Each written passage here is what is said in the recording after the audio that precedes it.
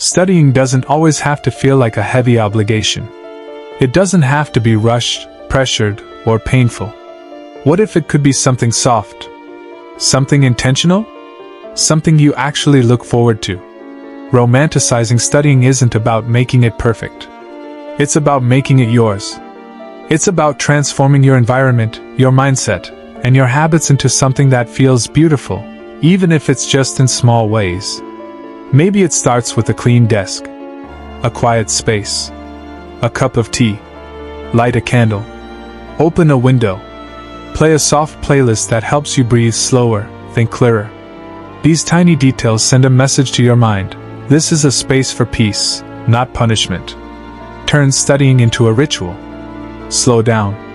Instead of rushing through pages or chasing a deadline, start with a gentle list, not just of what you need to do, but what you want to feel while doing it. Focused, calm, proud. Use tools that bring you joy.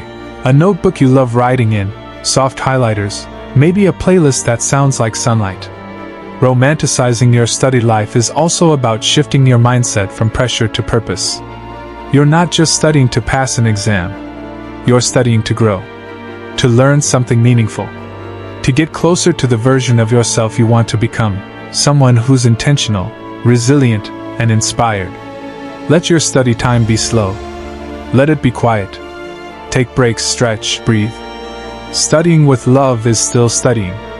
In fact, it might be the best kind. You're not just showing up for your books. You're showing up for your future self. So, next time you sit down to study, don't just think about the work.